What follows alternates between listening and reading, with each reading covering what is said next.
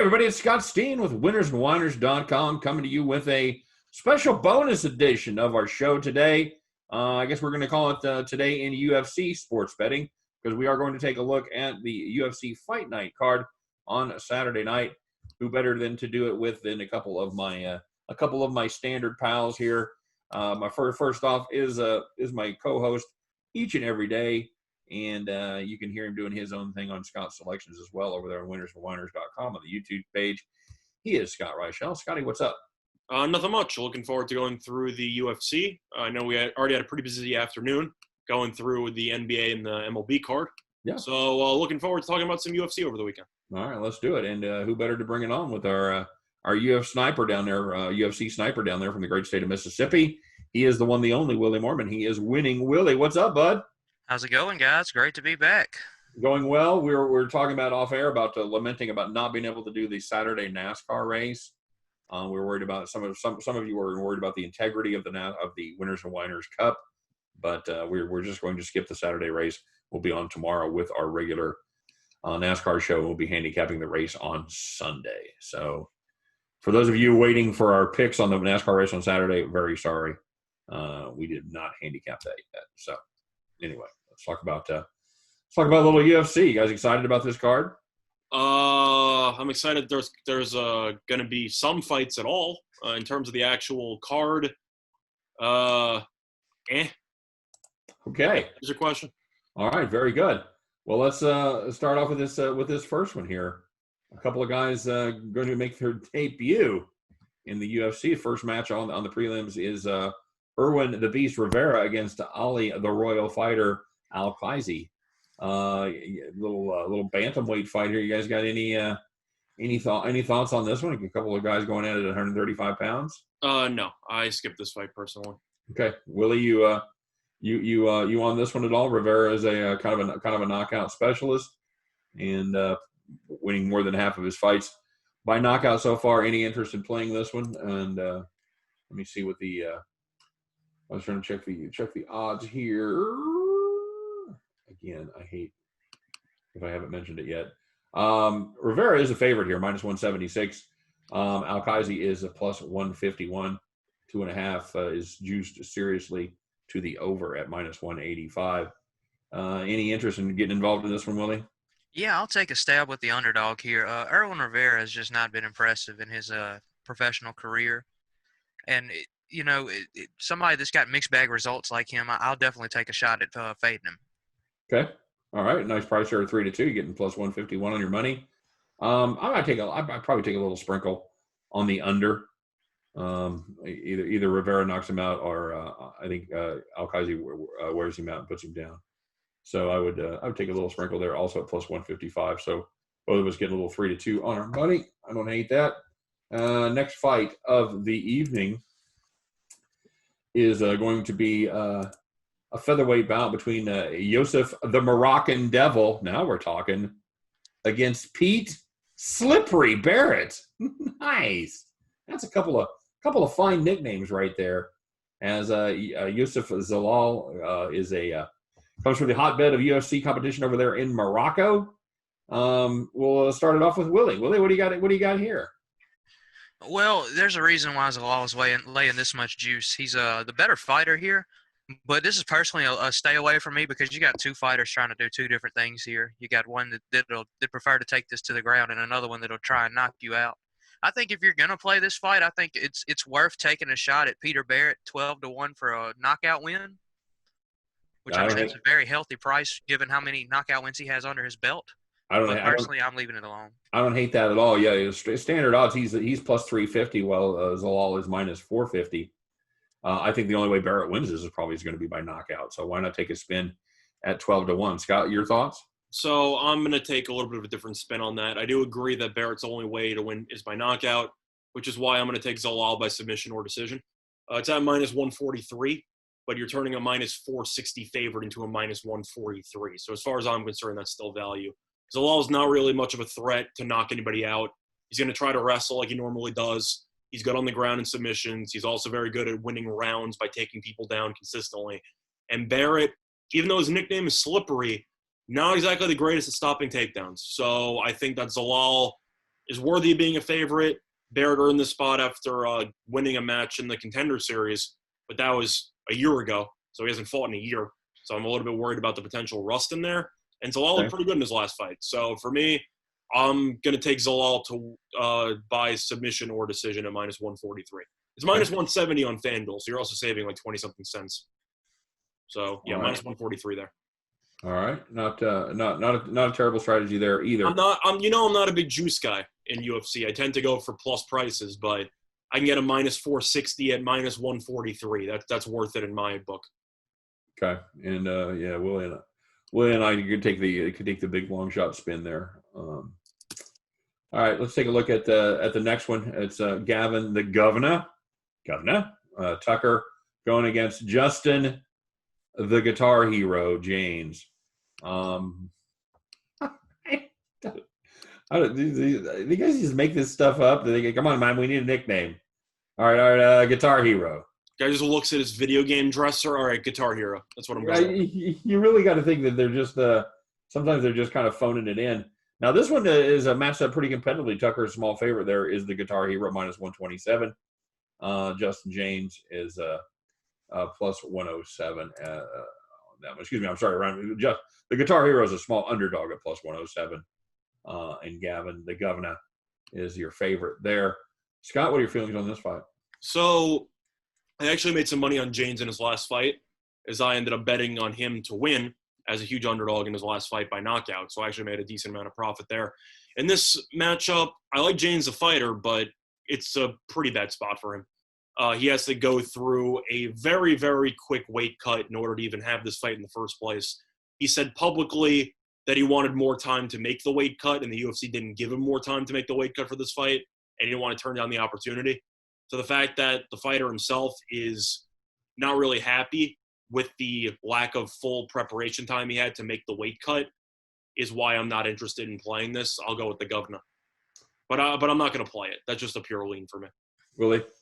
Yeah, this is a pass for me all the way, a very hard pass. I think this is going to be a really good fight. Both of these guys got a lot of talent, and that's going to be one to just sit back and watch.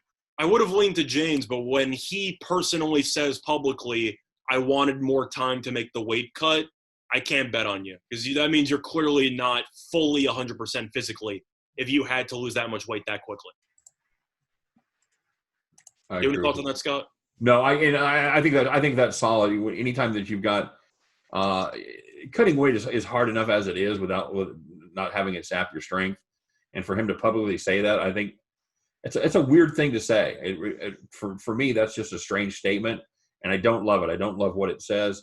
At the very least, it means you got an unhappy fighter who may not be focused completely the way he needs to be. So I'm with you right there. I'd probably lean towards Tucker. I think that's a decent price for him.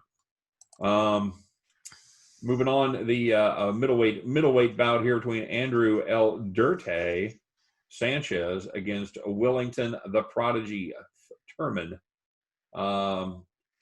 Should be kind of an interesting fight here. The odds have Turman as a small favorite, minus 153. Sanchez plus 133. He's literally Dirte Sanchez, so you gotta appreciate that. As far as the fight itself goes, Willie, what do you got to say about this one? Oh, I think this is going to be another pretty good fight. I think both of these guys are decent stand-up fighters. And I'm looking at Wellington Turman to win by decision at plus 150. I definitely could see this fight ending early, but at the same time, I just think that both of these guys are good enough at taking hits to survive the barrage and make it to decision. It is seriously juiced to the over 2.5 is minus 275. Scott, you gonna take a spin on this one? I have no official play, but I was looking at Turman by decision at plus 160. So okay. Willie and I are on the same lean here, so to speak. It's just a matter of the over being that heavily juiced, and you can get the favorite there who has had success in decisions in the past. It's kind of tough because I think both fighters have a shot to win this thing, but plus 160 is not a bad price there. So I'm not going to play it, but that's my lean. What's Sanchez by knockout? Sanchez by knockout is roughly plus 700. Yeah, I would probably take a little sprinkle there for a big number. Again, I think it's an evenly matched fight, and I think there's a good chance that if Sanchez wins it, he wins it by knockout. So That's fair. all right, good. Moving on. There's a lightweight contest between Nasrat Hakparast and Alex Munoz. Munoz making his debut, and Nasrat is a nice fighter there. 11-3 professional record from Germany, and he is a pretty good favorite in this one, -240 plus 205 for Alex Munoz, and there's a little bit of juice to the over 2.5 at -150. Scott. The truth is that I really wanted to make a play on this fight, but I just couldn't find an angle because I think that this fight's actually going to be pretty close. And Nasrat's been very solid since he ended up joining the UFC. He did end up losing his last fight to Drew Dober, but Dober's emerged as a really solid contender. So he's actually been a very solid fighter. But Nasrat's been solid. If you look at his UFC stats, he's been. I know he's 3-2 overall, but one of the fights was in his debut. He was on a 3-fight win streak after that. It ended up losing to Dober, who's actually a very solid competitor. And Munoz has never fought in the UFC before, so I think this is a pretty fascinating spot. If I had to lean anywhere, I'd probably lean to Munoz by decision, but for a little bit of a plus price there, if you're looking to go for some value, just to look at it right now, Munoz to win alone is roughly plus 210. Munoz to win by decision is roughly plus 333, which I think is not that bad for value.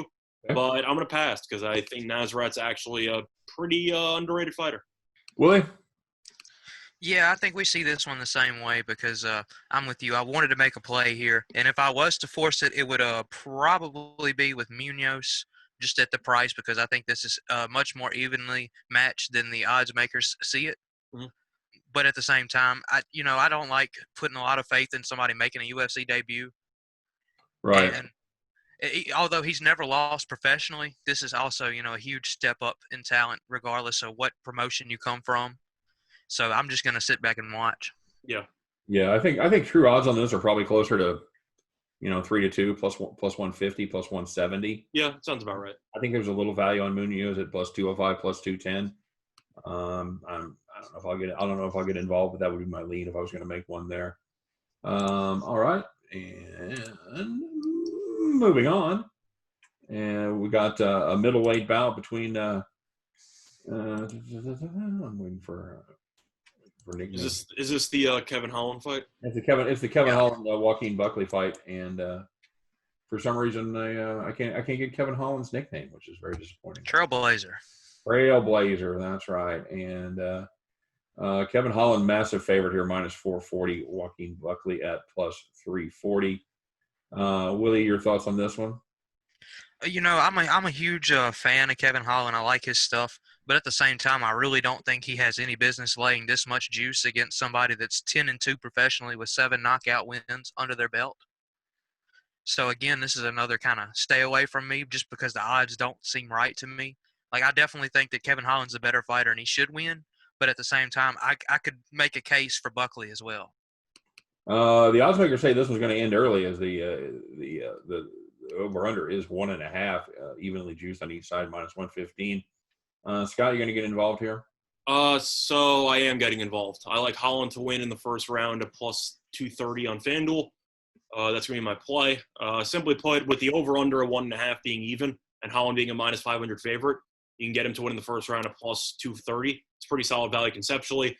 I know FoxBet has the same exact bet roughly plus 160, so you can get 70 cents of value there. I disagree with Willie, though. I think that Holland 100% deserves to be a -500 favorite, potentially even more in this fight. Holland was supposed to fight last week. His opponent fainted before the fight, roughly 5 minutes before they went on, and Holland's fight got canceled. So now they've put together a new fight with an opponent who the UFC just signed just so he can get destroyed by Holland. And the guy that he's fighting against fought 8 days ago. So I think Holland's going to destroy him. And I think that this is just a free win for Holland as they continue to try to make him look like a serious contender in the division.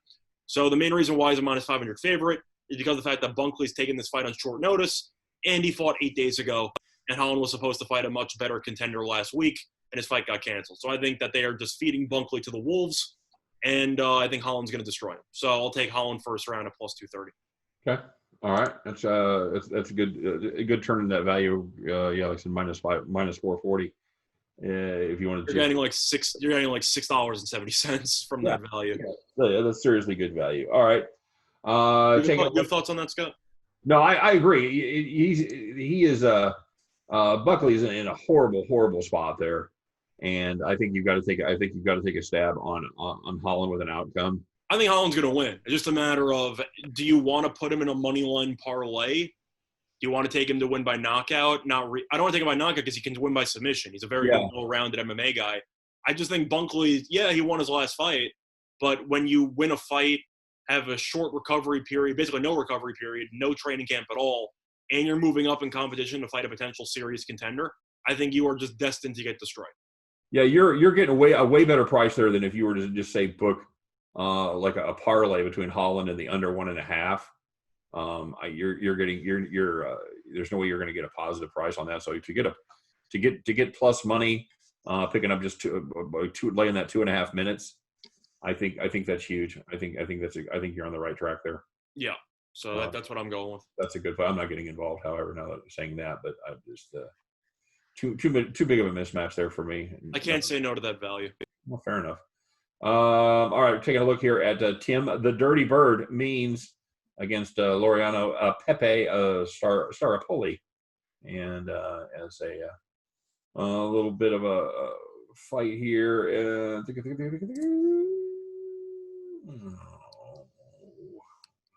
This. There it is. Staropoli, a little bit of a favorite here, minus 140. Tim Means plus 120. 2.5 has been evenly set on each side as the over-under. Scott, what are you doing here? I'm passing. I don't think Tim Means is any good anymore. If you look at his recent results, he has lost 4 of his last 6 fights. So he has not been that great. He's been around the UFC for a long, long time. So he has a lot of experience. But I don't think highly of Staropoli either. If you look at his recent results, he ended up losing by unanimous decision to Muslim, who actually fought a couple weeks ago. But I guess I'd lean to Staropoli because he's the younger guy. Means is the veteran, and yet they still think Staropoli is going to win. So I guess I'd lean to Staropoli by decision. Yeah. But I'm going to pass. I really don't think highly of either fighter.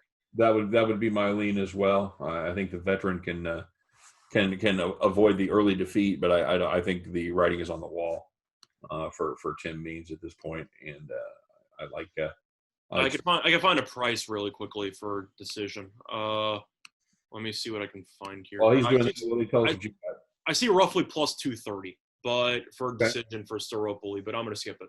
All right. Tim Means, Willie got a 3.5 reach advantage on him. Does that mean anything for you? You get tempted to take the veteran there?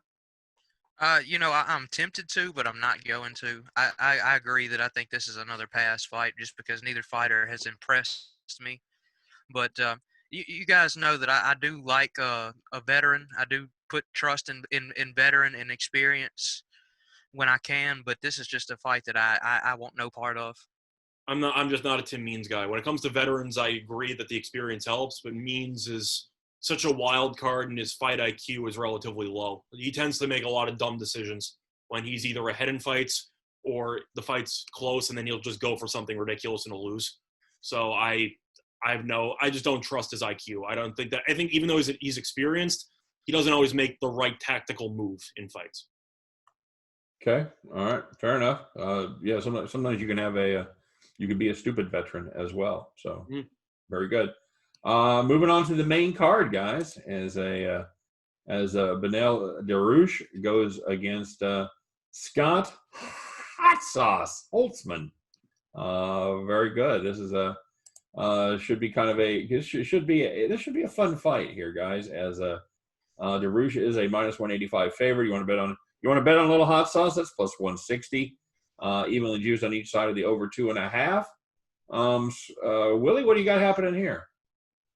Yeah, stop me if you've heard this one before. This is another pass for me. I agree with you. I think this is going to be a really good fight. You got two guys that are pretty good. And they're pretty good all around. They're not really just. I mean, sure, they may prefer to stand up a little bit more, and they've gone to decisions some for their fights. But at the same time, I think that they both have a decent ground game also. And I personally, again, want nothing to do with this fight. All right, Scotty, I've got Darush by decision here. What are you on? So I found an absolute steal in terms of line shopping. So I'm just going to give that out for value. I like Dariush by submission, plus 440 on FanDuel for a sprinkle. Do you know what the odds are for Dariush by submission on FoxBet and DraftKings? 270. Plus 200. Wow. So I'm getting $2.40 of just no questions asked value. And Dariush has actually had a decent amount of submissions in his career. Do I think he's going to win by submission? Probably not, because Holtzman was able to get through 3 rounds with Jim Miller, who's a submission specialist, and he was able to get through that and win by decision. So do I think Dariush is going to win by submission? No. But you're giving me $2.40 of value on any given outcome. I'm taking that to the bank. It's like going to the store and finding out lentils are on sale, and they're just an unbelievable price. So you buy. It's in the compare. Yeah, it's I like really like lentils, but I don't care that they're such a price. It's such you're a great shopping around. It's like, yeah, this is $3. This is $3.75. I'd be a fool not to take these. I don't even like the food. Yeah, so Dariush has good ground game, so it's not completely out of left field. The fact that Holtzman did get through Jim Miller, though, who has been a phenomenal submission guy in his career, is a bit concerning for the likelihood of Dariush by submission, because Miller has 18 wins by submission and he got through it. But you're just handing me $2.40 of value on a platter. I can't say no. Can't say no. Can't pass it up. I'm assuming you agree with that conceptually. I'm a math guy. You know me, man. I'm taking the bargain. That's a hell of a prize. It's a sprinkle. It's not a full unit. It's not a full unit. I'm doing half a unit on it. I'm not going to go nuts with it, but I can't say no to an extra $2.40. I don't like lentils, but I can't pass up that price.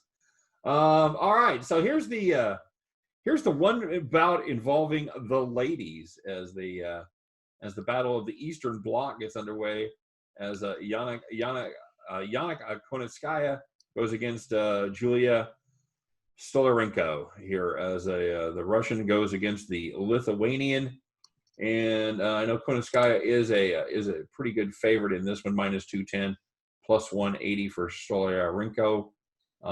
Again, the ladies fight, and this is not as juiced to the over as you usually see, as you can get the over 2.5 for minus 200. Scott, got a play on the chicks? I actually do, and even though I have been taking overs in the past and parlays with women's fights, I actually think there's going to be a stoppage in this one, and I'm going to be taking the underdog once again with some. I got some value here on a specific outcome. I like Stolarenko by submission, plus 500 on FoxBet. Oh, sign me up. And the main reason why is because FanDuel and DraftKings has Stolarenko submission at plus 350, so I get an extra $1.50 of value there. If you look at the favorite here, nicknamed Foxy, pretty solid fighter, 12-5 overall. I looked at the recent results, been decent, lost to Cyborg, not really your fault, because really nobody besides Amanda Nunes ever beat Cyborg. I lost to Aspen Ladd by knockout in her last fight. But if you're looking at an underdog and you want to take a shot, you need somebody who specializes in something. And Stolarenko specializes in submissions, and boy, does she ever. Yeah. She has all 9 victories. She has 8 of her 9 victories by submission.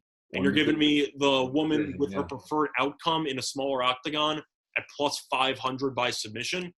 Yeah, I'm going to take that to the bank. So that's going to be my play. I'm going to take Stolarenko by submission at plus 500. All right, very good. I don't mind as far as if you don't have that bet available. I don't mind just playing the straight under here as well at plus 160. I think because the favorite Kunitskaya has also lost 2 fights by submission, so she has had a little bit. I don't understand an Achilles heel, but she is not impervious to being submitted. So I think that there is a serious shot that Stolarenko could get her in an armbar and potentially win this fight, especially if you looked at Stolarenko's results. I think plus 500 is insane. So I'm going to take the insane value, and especially since 4 of her last 5 fights have ended via armbar in the first round. I know it's against worse competition, but, if you're looking for an armbar, I'll take it at plus 500. Okay. All right. Very good. Willie, how you feeling? Yeah, it seems like we all see this fight the same way. We've mentioned plenty of times in the past of how the women tend to go to decision more often than not, but neither one of these women go to decision a ton. And I'm looking at the under 2.5 at plus 160. I really don't want to pick a winner of this fight because I could see either way, but I definitely think this one's getting stopped early. Okay. Yeah. Good. I think we're all in agreement there. And now a matchup with probably the best nicknames of the night as Mackie Coconut Bombs with a Z. Patolo goes against Darren the Dentist Stewart. Oh man, I get such joy out of this. I'm a child at heart. The Dentist is the favorite here at minus 147, as Coconut Bombs is plus 127. This is a little bit of juice to the under minus 130 on the under 2.5. Willie, is the Dentist going to be able to extract a victory in this one? Yeah, I believe so. I think they call him the Dentist for a reason. He's got a knockout power. He can knock out, I feel like, just about anybody in the UFC. And I think he wins by knockout here as well, at plus 150 on Bovada. KO, TKO, or DQ, plus 150. Okay. Very good. Yeah, 64% of his wins have come via the knockout. Scott, you feeling the same way? Is the Dentist going to give him the gas here? I actually don't. A little bit of a disagreement here. Both of these fighters have a similar opponent who they faced, and both of them won by second-round knockout in Charles Byrd. And if you look at Patolo, that was his middleweight debut, and he won by knockout in the second round. Byrd ran out of gas. He just completely covered up. He was exhausted, and he ended up getting knocked out. For the sake of this fight, though, I actually think it's going to go the distance. And if you want to talk about the Dentist, it's kind of an ironic nickname when your last 4 fights have gone to decision. So I think that for the sake of value, I like the Patolo fight over 2.5 rounds at even money at Fox Bet. I think that if you're going to have 2 fighters and one fighter has gone to decision each of his last 4 fights, and Patolo has been no stranger to decision himself, as he's had 4 fights go decision in his career. I think there's a chance this ends early, but you're giving me plus 100 in a fight where the favorite has gone to decision 4 straight fights. I'll take the over 2.5 at plus 100. Okay. I don't hate that. No, I don't hate that at all.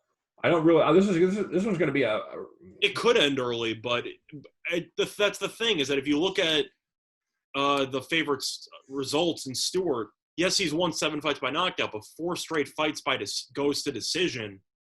I don't know if he's looking for that knockout as much anymore. Seems like as the competition goes up, his chances of knockout. He gets a little bit more conservative, and I expect that to stay the same. Absolutely, I think this is a fight I'm more interested in watching than betting on. I don't.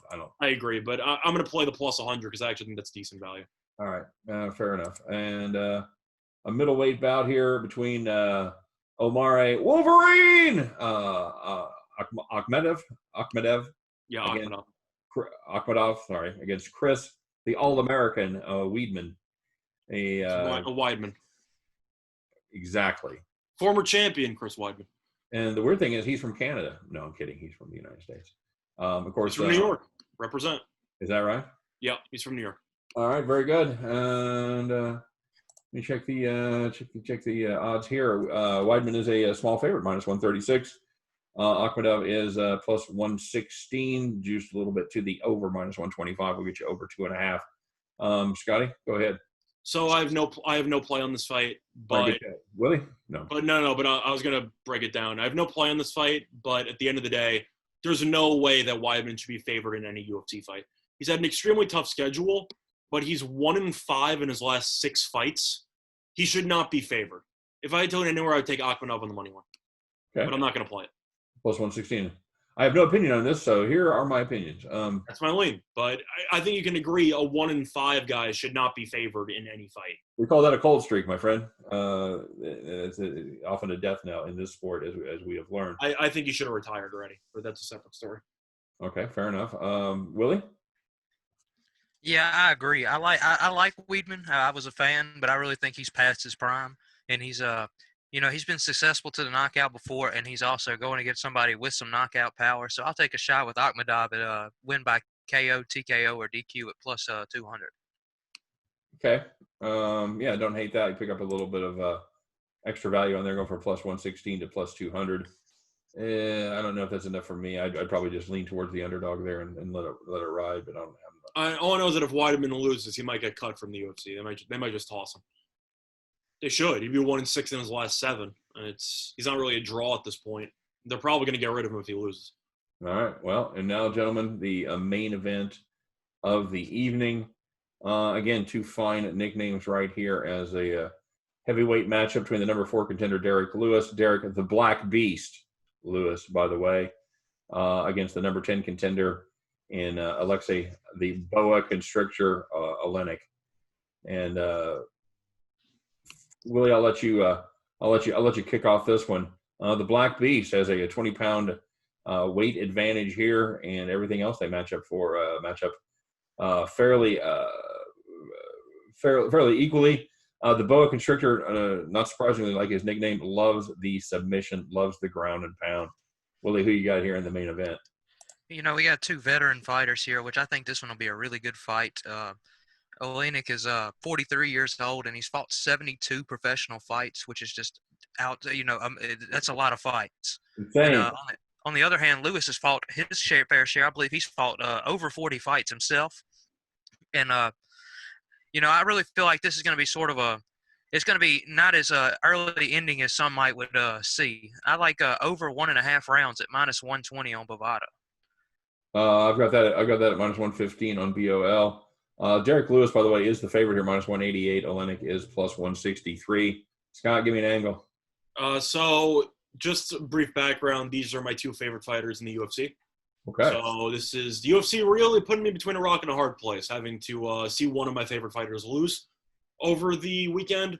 Lewis is the favorite. He's got a lot of knockout power. However, I do agree with Willie that his fights have gone a little bit longer lately than people might have realized. However, Lewis is minus 180 something on the money line, and he's minus 140 to win by knockout. It's a 5-round fight. There is no value at all in Lewis to be found. So I'm going to take a little sprinkle on Oleinik to win by submission at plus 260 on FanDuel. Simply put, Lewis loves the stand-up. He loves to stand and bang. He's going to try to knock you out every single time. And Oleinik is the kind of guy who, if he gets you on the ground, it's most likely over. And even though Lewis has only been submitted once, he's only gone up against one elite-level wrestler and submission guy in the past, and that was his title fight against Cormier, where he got submitted in the 2nd round. And I think if Oleinik takes it to the ground, it's over. So for me, I think that there's a decent chance Oleinik gets knocked out, but there's no value at minus 140. I'm going to take the plus 260 on the submission expert to get the job done. Yep, I think that's the play of the night right there. I think that's a fine play. It feels the only value play I could find. Yeah, it feels to me like the bookmakers are just daring you to take that over, setting it at 1.5 with evenly matched on each side in a 5-round fight. I can understand it, but regardless, I do think that there's no way with the lack of stamina that these 2 guys have that this gets to 5. This gets to the cards. It's not going to get to the cards. Somebody's going to end up either tapping out or getting knocked out. And I figured in a fight where both guys specialize in their own departments, why not take the underdog at a plus 260 price instead of laying minus 140? No, I agree with the logic. I'm just saying, there's a lot of difference between not being able to go 5 and going more than 1.5. Yeah, well, I'm saying whether or not it's 1.5 or not, either or 5 rounds, these guys aren't going 5 rounds. So if you want to take the over, you can, because it could end in the 2nd or 3rd.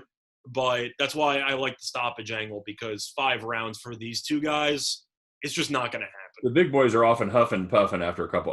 Lewis is always huffing and puffing after the 2nd or 3rd round, because Lewis said publicly in one of the greatest quotes of all time, he said, "I think jabs are a waste of time," end quote.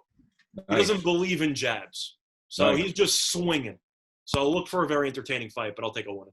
Well, and he early in his career trained with George Foreman, so that's not surprising that he feels that way. All right, should be an interesting night, guys. As we're wait, Scott, you are with me with Oleinik by submission, or what do you have on that fight? I think that's where the value is. He's gonna have to dodge the monster right hand for a little bit, but he is such a master on the ground. He can either dodge it or just get it in the clinch. And I think that if he gets it to the ground, I think that Lewis is gonna have a really hard time getting up. I wouldn't mind. What's Lewis by knockout? Minus 140. Yeah. He's minus 180 to win it overall. He's minus 140 by knockout, which is why I literally cannot touch Lewis. I was going to say if there was plus money on each side, I might play each. Yeah, if it was like plus 150, I would do it on both sides, but I can't. It's minus 140. You're gaining 40 cents on the knockout. It's not worth it. Nope, not a bit. You've got to just hold your nose and take a plunge here. You got to. This is one of those fights. If you want to play it, you got to do a little gambling. You know about me. I'm all about the value, so that's where I'm going. I think that's where it is. I think that's anytime you're turning this into plus money, and I think you're on the right track. And it's not going to end like you said, it's not going to end any other way except if Oleinik wins, is going to be submission. Yeah. Why not play that angle? So I agree with that pick. That's a good one. All right, boys, there you go. Wrapped it up pretty good here, as we brought it in half an hour or so. Not bad, give or take. All right. Any final thoughts? Even though I don't really know a decent amount of these fighters, besides a couple of veterans, and you also have some rising stars here, hopefully the fights live up to the billing. I know a lot of people will be distracted watching basketball now or watching hockey. I always personally make time to watch UFC, so that's where my attention will be. Willie, what about you? Well, I personally will be flipping back and forth between this and baseball because, as you guys know, I love me some baseball. Yep. But I am looking forward to this card. I don't think it's the prettiest of cards, but I think there's a bunch of pretty good even fights along the way. Yeah, it is one of the most competitive cards that we've seen in a while. I would agree with that. At least on paper, we'll see how it plays out. Should be interesting. And you never know, as the fights get closer, those numbers change a little bit. There could be I might have an extra added player too, but. Should be a fun night. I'm with you, Willie. I'm going to be flipping back and forth to baseball, keeping probably the fights up on my computer, having the MLB up on my TV, and we'll just go from there. And it's good to see sports back, guys. I got to be honest. UFC was kind of carried us through. It was kind of the saving grace of sports for about a couple months there. Yeah, well, UFC and NASCAR, man, was a lot of fun. So. And a little bit of golf. But yeah, and a little bit of golf. Yeah, I by the way, I like to retire going out a winner, as we stop doing our golf show. And I'd like to retire going out 0-7 in the last golf show that we did. Well done. I was doing so well, and then I faded Koepka and DJ last week, and they both just absolutely destroyed me. Yeah, Koepka was the biggest surprise there with his knee, and was able to get through that. But anyway, DJ won it for me, so that was nice. All right, boys. Oh, you mean Thomas won for you? I always do that. The Dustin Johnson and the Justin Thomas is always the yeah. Either or, you left as a winner, and dropped the mic drop. Yeah, that's all I got. I'm retiring just a little bit down in golf. So, very good, gentlemen. Appreciate your input as always. Scott, thanks for being here each and every day. Appreciate it, and Willie. Thanks for adjusting your schedule to join us a little bit early here on Today in Sports Betting. Appreciate it, buddy. He says thank you. Okay, fair enough. All right, guys. That's it for today. That's it for these shows. Make sure to you know the drill. Check out winnersandwhiners.com. I know that Willie, did you do an article for this one for Winners and Whiners? I think Willie really is gone. Okay, so check out winnersandwhiners.com. I know, fun fact, by the way, moving forward in the UFC, I know that I'm actually taking over the writing for the UFC for the next couple of weeks. So, from Josh? Yeah, Josh is unavailable for some reason for the next couple of weeks, so I'm taking over. Okay. Not for this card, though, for the next, I believe, 2 or 3.